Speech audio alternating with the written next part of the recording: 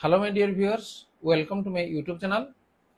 आज आम आलोचना करवा जे 2025 मसीह स्पेशल ओटीटी जो माने परीक्षा देवाई जाऊँगी ए वीडियो निश्चित भाव में इम्पोर्टाट रही। आज जो आम एमआईएल सेक्शन बा ओडिया सेक्शन को आम आलोचना करवा ये हूँ 2024 मसीह आमर ओटीटी जो परीक्षा होता से ओटीटी परीक्षा प्रश्न एवं जार सेट डी रे रही एवं ता पूर्व आम चाइल्ड डेवलपमेंट एंड पेडागोजी तार 30 प्रश्न को आम आलोचना करथिले एवं एमआईएल रो मध्ये 30 प्रश्न को आम आलोचना करबा। देखिबा जे तार पूर्व वर्ष अर्थात 2024 रे जे को भलिया प्रश्न पडिथिला जे ए भलिया प्रश्न को आम जदी पूर्वरु प्रिपेयर हेतिबा ताले निश्चित भाव में हमर जो ओटीटी रे आम कृतकार्य हे परिबा।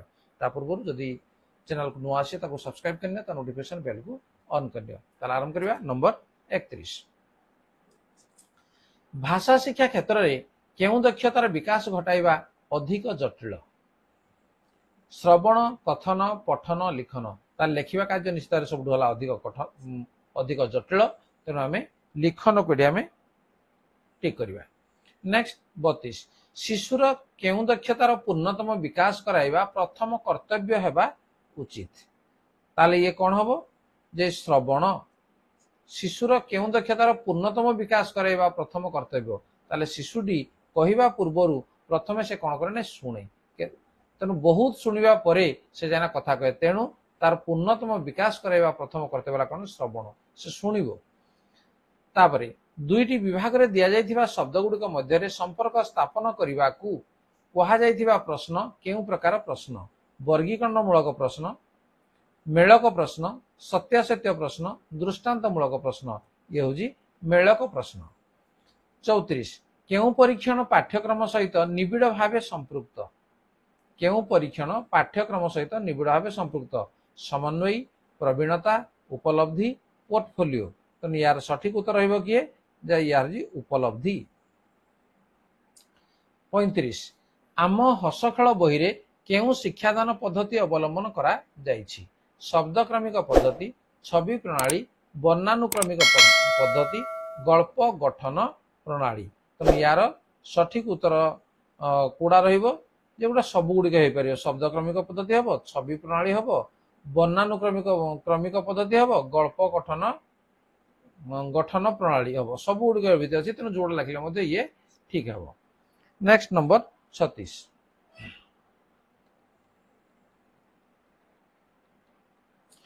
केउटी पद्य शिक्षादान उद्देश्य नुहे? जुक्ति शक्ति को शाणित कराइबा, आनंद उपभोग, कल्पना शक्तिर विकास, सृजन शक्तिर विकास। तो यार सठिक उत्तर कौन आसीबो जे जुक्ति शक्ति को शाणित कराइबा ये हूँ उद्देश्य नुहे पद्य शिक्षादान। नेक्स्ट 37 तात्विक पठनर मूल लक्ष्य कौन? आनंद उपभोग, बोध ज्ञान हासिल करवा, विस्तृत पठन करवा, व्यापक पठन करवा। तो यार सठिक उत्तर कौन जे बोध ज्ञान हासिल करवा।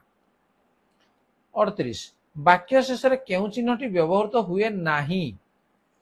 प्रश्न सूचक, पूर्णछेद, विस्मय सूचक, हाइफेन। तो ये पूर्व तीन तो व्यवहार करा जाए किंतु हाइफेन व्यवहार करा जाए नाही वाक्य शेष रे। नेक्स्ट केउटी बहुभाषी शिक्षार्थी मानक पई प्रयोज्य नुहे? सेमानकर ओडिया भाषा कथन दक्षता कम, सेमानकु शब्द को शब्द पढ़िया पई कठिन परिश्रम करिया पड़े, सेमाने निर्भुल भाव वाक्य गठन करि पारंती, सेमानकर शब्द भंडार सीमित। कौन अच्छे जे बहुभाषी शिक्षार्थी मानक पई प्रयोज्य नुहे से कहिछि तेणु से अनुसार आमके बाछिया पड़ो कोड़ा हम जे सेमाने निर्भुल भाव वाक्य गठन करि पारंती ये हूँ प्रयोज्य नुहे। सृजनात्मक लिखन पई केउटी एक प्रस्तावित कार्य नुहे? चित्र देखी गप लिखन, गोटे नाम को नहीं गल्प लिखन, केतोटी शब्द को नहीं अनुच्छेद लिखन, कौन से अनुच्छेद को देखिक आउ थे लिखा ये सृजनात्मक लिखन नुहे। नेक्स्ट नंबर 41 ताकू जीवा पूर्वर आम अनुच्छेद गोटे दिखाई आपको आमको पढ़ा पड़ो एवं 41 रु 45 पर्यंत ये अनुच्छेद भितर उत्तर अच्छी। तार प्रथम आम अनुच्छेद को पढ़ी ना तेना अनुच्छेद को पढ़ला बेले मन दे पड़ो जहाद्वारा कि अधिक आउ ता भितर खोजा पड़ो ना। मातृभाषा संस्कृति और चलनी मनीष जीवन विशेषत्व और महत्व प्रतिपादन करें, सुतरां सदाबले से एथिरु गौरव सहित ବଞ୍ଚିବାର ଉପାଦାନ ସଂଗ୍ରହ କରେ ବୋଲି ଭାଷା ସଂସ୍କୃତି ଓ ଚଳଣି ପ୍ରତି ତାର ମମତ୍ୱ ବୋଧ ଅସରନ୍ତି ଏବଂ ଏଥିରୁ ଜନ୍ମ ତାର ସ୍ୱାଭିମାନ। ଏହି ସ୍ୱାଭିମାନ ଜନ୍ମ ଦିଏ ଜାତୀୟତା ଓ ଜାତୀୟତା ପରିପୁଷ୍ଟ କରେ ଜୀବନକୁ। ଏହି ଧାରା ପ୍ରବାହିତ ହେଉଥିବା ଯାଏ ବ୍ୟକ୍ତିର ମୃତ୍ୟୁ ହେଲେ ମଧ୍ୟ ଜାତୀୟତା ସଂସ୍କୃତି ବା ସ୍ୱାଭିମାନର ମୃତ୍ୟୁ ହୁଏ ନାହିଁ। ତାହା ସୀମା ଓ ସମୟର ବ୍ୟବଧାନ ଅତିକ୍ରମ କରି ଜୀବନକୁ ମହିମାନ୍ୱିତ କରୁଥାଏ ଦୀର୍ଘକାଳ ପର୍ଯ୍ୟନ୍ତ। ଯେଉଁଠାରେ ସମୟର ଆହ୍ୱାନକୁ ଚାହିଁ ସଂସ୍କୃତି ସାହିତ୍ୟ ଓ ଚଳଣିର ସଂସ୍କାର ନ ହୁଏ ସେଠାରେ ସ୍ୱାଭିମାନ ସହିତ ଏହାର ମଧ୍ୟ ମୃତ୍ୟୁ ହୁଏ। ସଭ୍ୟତାର ଉଦୟ ଓ ଅସ୍ତ ଏହି ଉତ୍ଥାନ ଓ ପତନ ସହିତ ଜଡ଼ିତ। ସମୟର ମୁକାବିଲା କରିବା ପାଇଁ ସଂସ୍କୃତି ଜୀବନ ଦର୍ଶନ ଓ ଚଳଣିର ଯଦି ଉପାଦାନ ନଥାଏ, ଜୀବନକୁ ଉଦାର ଓ ଉଦ୍ଦୀପ୍ତ କରିବା ପାଇଁ ଯଦି ମଣିଷ ନିଜକୁ ସମୟର ଆହ୍ୱାନ ଅନୁସାରେ ପରିବର୍ତ୍ତନ ନ କରେ, ତେବେ ସଂସ୍କୃତି ସହିତ ସଭ୍ୟତା ଭାଷା ସହିତ ସାହିତ୍ୟର ମୃତ୍ୟୁ ହୁଏ। ଭାରତୀୟ ସଭ୍ୟତା ଯେଉଁ ଜୀବନ ଦର୍ଶନ ସଂସ୍କୃତି ଚଳଣି ଓ ପରମ୍ପରାକୁ ନେଇ ଗଢ଼ି ଉଠିଛି, ତାର ଚେର ଏତେ ଭିତରକୁ ଯାଇଛି ଏବଂ ସାମୟିକ ଉତ୍ଥାନ ପତନକୁ ଆପଣେଇ ନେବାର ଶକ୍ତି ତାଠାରେ ଏତେ ପ୍ରଚୁର ପରିମାଣର ଅଛି ଯେ ଯୁଗ ଯୁଗ ବିତି ଯାଇଥିଲେ ମଧ୍ୟ ତାହାର ବିଲୟ ହୋଇ ନାହିଁ। ତେଣୁ ଅନୁଚ୍ଛେଦକୁ ପଢିଲା ବେଳେ ଯୋଉ ଗୁଡ଼ିକ ମୁଖ୍ୟ ପଏଣ୍ଟ ଗୁଡ଼ିକ ଭଳି ମନେ ହେବ ସେଗୁଡ଼ିକ ଏମିତି ପ୍ରଥମେ ଆମେ ଅଣ୍ଡରଲାଇନ କରିନେବା, ଯାଦ୍ୱାରା ଉତ୍ତର ଆମେ ପାଇବାଟା ସହଜ ହେବ। ତାହେଲେ ଯିବା ନମ୍ବର 41। ଭାଷା ସଂସ୍କୃତି ଓ ଚଳଣି ପ୍ରତି ମଣିଷର ମମତ୍ୱ ବୋଧକୁ କଣ ଜନ୍ମିଥାଏ? ଏଠି ସେ ଦେଇଛି, ଏଠି ବଞ୍ଚିବାର ଉପାଦାନ ସଂଗ୍ରହ କରେ ବୋଲି କଣ ସଦାବେଳେ ସେ ଏଥିରୁ ଗୌରବର ସହିତ ବଞ୍ଚିବାର ଉପାଦାନ ସଂଗ୍ରହ କରେ ବୋଲି ଭାଷା ସଂସ୍କୃତି ଓ ଚଳଣି ପ୍ରତି ତାର ମମତ୍ୱ ବୋଧ ଅସରନ୍ତି ଏବଂ ଏଥିରୁ ଜନ୍ମ ନିଏ ସ୍ୱାଭିମାନ। ତେଣୁ ଉତ୍ତର କଣ ଆସିବ? ଯେଠି ସ୍ୱାଭିମାନ ଆସିବ। ନେକ୍ସଟ, ଜୀବନ କାହା ଦ୍ୱାରା ପରିପୁଷ୍ଟ ହୁଏ? ଦେଖ ଏଠି ଦିଆହେଇଛି, ଏହି ସ୍ୱାଭିମାନ ଜନ୍ମ ଦିଏ ଜାତୀୟତା, ଜାତୀୟତା ପରିପୁଷ୍ଟ କରେ ଜୀବନକୁ। ତେଣୁ କୋଉଟା ହେବ? ଯେ ଜାତୀୟତା ଦ୍ୱାରା। 43, ସଂସ୍କୃତି ସହିତ ସଭ୍ୟତା ଓ ଭାଷା ସହିତ ସାହିତ୍ୟର କେତେବେଳେ ମୃତ୍ୟୁ ହୁଏ? ତେଣୁ ଏଠି ଦିଆହେଇଛି ଯେ ଯେଉଁଠାରେ ସମୟର ଆହ୍ୱାନକୁ ଚାହିଁ ସଂସ୍କୃତି ସାହିତ୍ୟ ଚଳଣିର ସଂସ୍କାର ନ ହୁଏ ସେଠାରେ ସ୍ୱାଭିମାନ ସହିତ ଏହାର ମଧ୍ୟ ମୃତ୍ୟୁ ହୁଏ। ତାହେଲେ ଏଠି ଦିଆହେଇଛି କଣ?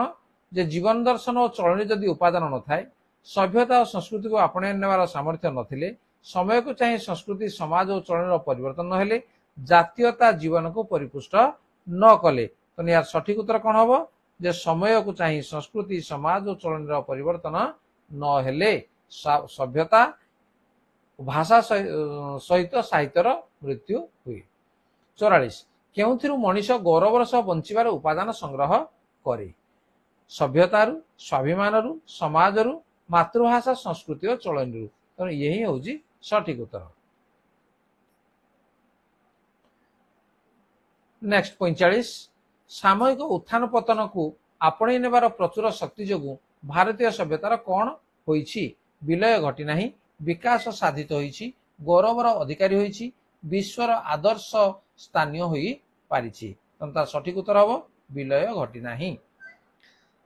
ତାପରେ ନିର୍ଦ୍ଦେଶ, ନିମ୍ନ ପ୍ରଦତ୍ତ କବିତାଟି ପାଠ କରି 46 ରୁ 50 ଏଇ ଯୋଉ 5ଟି ପ୍ରଶ୍ନ ରହିଲା ତାର ଉତ୍ତର ଚୟନ କର ବା ତାକୁ ବାଛ। ତାହେଲେ ଆଗ କବିତାଟିକୁ ପଢିନେବା। ଜଗତର ଶିଶୁ ଆସ ଆସ ମୋର କୋଳେ, ଆସ ଏ ବକ୍ଷେ ପିରତି ସ୍ନେହ ଭୋଳେ, ଆସ ଆନନ୍ଦ ଆସରେ ଜୀବନ ଉଇଁ, ସୃଷ୍ଟିର ଉଷା ସକଳ ଜୀର୍ଣ୍ଣ ହସି ହସି ଯାଅ ଛୁଇଁ, ସେହାସେ ବିକଶେ ସୃଷ୍ଟିର ଲୀଳା ପଦ୍ମ, ସେ ଭାରତୀ ଶୁଣି ମରଇ ମିଥ୍ୟା ଛଦ୍ମ, ମରଣ ମରଇ ଅସ୍ଥିର ପାଦ ପଦ ପାଦେ ପାତେ, ଜୀବନ ନିତ୍ୟ ମନ୍ତ୍ର ଅମର ଗାଓ ମଙ୍ଗଳ ପ୍ରାତେ, ଦର୍ଶନେ ରୂପ ମରେ ମୋର ହାହାକାର, ମୃତ୍ୟୁ ଗୁହାରୁ ସକଳ ଜୀବନ ସାର, ଅମୃତ ଗୀତ ଅବାରିତେ ପଡେ ଝରି, ମନେ ଭାଳେ ଆହା ନିତ୍ୟାନନ୍ଦେ ଆଜି ଯାଏ ହେଳେ ମରି, ଆସରେ ବକ୍ଷେ ସକଳ ଜୀବନ ଆଶା, ଆସ ମୋ ଜୀର୍ଣ୍ଣ କାବ୍ୟ ଆଲୋକ ଉଷା, ଛିନ୍ନ ସେ ତାର ସେ ପର ସେ ଯାଉ ଯୋଡ଼ି, ସବୁ ବନ୍ଧନ ମରଣର ଭୟ ଅବହେଳେ ଯାଉ ଖୋଲି।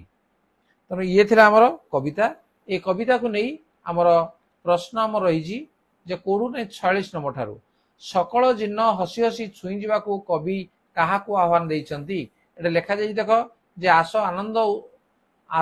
ଆନନ୍ଦ ଆସରେ ଜୀବନ ଉଇଁ, ସୃଷ୍ଟିର ଉଷା ସକଳ ଜୀର୍ଣ୍ଣ ହସି ହସି ଯାଅ ଛୁଇଁ। ତାହେଲେ କୋଉଟା ଆସିବ? ଯେ ଉଷାକୁ କାହାକୁ ଆହ୍ୱାନ ଦେଇଛନ୍ତି। 47 ଶିଶୁର ହସରେ କବି କଣ ଲେଖିଛନ୍ତି। ଦେଖ ଲେଖା ହେଇଛି ଯେ ହସି ହସି ଯାଉଛୁ ସେହାସେ ବିକଶେ ସୃଷ୍ଟିର ଲୀଳା ପଦ୍ମ ଆନନ୍ଦ ସୃଷ୍ଟିର ସୌନ୍ଦର୍ଯ୍ୟ ନିଷ୍କପଟତା। ତେଣୁ ଉତ୍ତର କଣ ଆସିବ ଲୀଳା ପଦ୍ମ। ଶିଶୁର ଅସ୍ଥିର ପଦପାତ କଣ କରେ ମରଣକୁ ମାରେ। ଏଟା ଦେଖ ଲେଖା ହେଇଛି ଯେ ମରଣ ମରଇ ଅସ୍ଥିର ପଦପାତେ ଅର୍ଥାତ୍ ମରଣକୁ ମାରେ। ତେଣୁ ଏ ହଉଛି ସଠିକ ଅପସନ। 49 ଶିଶୁର ରୂପ ଦର୍ଶନରେ କବିଙ୍କର କଣ ଦୂର ହୁଏ ଦୁଃଖ ହାହାକାର ଯନ୍ତ୍ରଣା ଅମଙ୍ଗଳ। ତାହେଲେ କଣ ହବ ଏଠୁ ଯେଠୁ ଇଏ ହବ ହାହାକାର। ଲେଖା ହେଇଛି ଦର୍ଶନ ରୂପେ ମରେ ମୋର ହାହାକାର। 50 କିପରି କବିଙ୍କର ମରଣ ଭୟ ଦୂର ହୋଇପାରିବ। ଶିଶୁକୁ ବକ୍ଷରେ ଧାରଣ କଲେ, କାବ୍ୟ ତାରାର କ୍ଷୀଣ ଆଲୋକ ଦେଖିଲେ, ଶିଶୁମାନଙ୍କର ଚପଳତା ଦେଖିଲେ, କବିଙ୍କର ସକଳ ଆଶା ପୂରଣ ହେଲେ। ତାହେଲେ ତାର ସଠିକ ଉତ୍ତର କଣ ଆସିବ ଏଠି। ତାର ସଠିକ ଉତ୍ତର ଆସିବ ଶିଶୁକୁ ବକ୍ଷରେ ଧାରଣ କଲେ। ନେକ୍ସଟ ନମ୍ବର 51 ବିଶ୍ରାମ ଏହା କେଉଁ ପ୍ରକାର ପଦ। ସର୍ବନାମ ବିଶେଷ୍ୟ ବିଶେଷଣ କ୍ରିୟା। ତେଣୁ ଇଏ ହବ ଆମର ବିଶେଷ୍ୟ ପଦ। ଠିକ ଅଛି ବିଶ୍ରାମ ହେଲା ବିଶେଷ୍ୟ। 52 କେଉଁଟି ଜଳ ଶବ୍ଦର ପ୍ରତିଶବ୍ଦ ନୁହେଁ। ଜଳ ଶବ୍ଦର ପ୍ରତିଶବ୍ଦ ନୁହେଁ ତୋୟ ଉଦକ ସଲିଳ ଅମ୍ବୁ। ତେଣୁ ତାର ସଠିକ ଉତ୍ତର ହଉଛି ସଲିଳ। ଲୁହା ଜାଣି ପାଣି ଦେବା ରୂଢିର ଅର୍ଥ କଣ। ଅନିଷ୍ଟ କରିବା, କଠିନ ପରିଶ୍ରମ କରିବା, ଗୁରୁତ୍ୱ ଉପଲବ୍ଧି ନ କରିବା, ବ୍ୟବହାର ଅନୁସାରେ ବ୍ୟବହାର କରିବା। ଲୁହା ଜାଣି ପାଣି ଦେବା। 54 ଗଲାଣି ତ ଗଲା କଥାରେ ସଂଗାତ ଡ୍ୟାସ ରେଖାଙ୍କିତ ପଦଟି କେଉଁ ପ୍ରକାର ଅବ୍ୟୟ। ଗଲାଣି ତ ଗଲା କଥାରେ ସଂଗାତ। ତାହେଲେ ଇଏ ହଉଛି ଆମର ଆଳଙ୍କାରିକ, ସମ୍ବୋଧନ ସୂଚକ, ସମ୍ମତି ସୂଚକ, ଭାବବାଚକ। ଇଏ ହଉଛି ଆଳଙ୍କାରିକ। 55 ନି ଉପସର୍ଗ ଯୋଗରେ ଗଠିତ ଶବ୍ଦଟିକୁ ଚିହ୍ନାଅ। ନି ଉପସର୍ଗ ନିଶ୍ଚଳ, ନିଗ୍ରହ, ନିରନ୍ନ, ନିରଳସ। ୟାର ହଉଛି ନିଗ୍ରହ ହଉଛି ସଠିକ ଉତ୍ତର।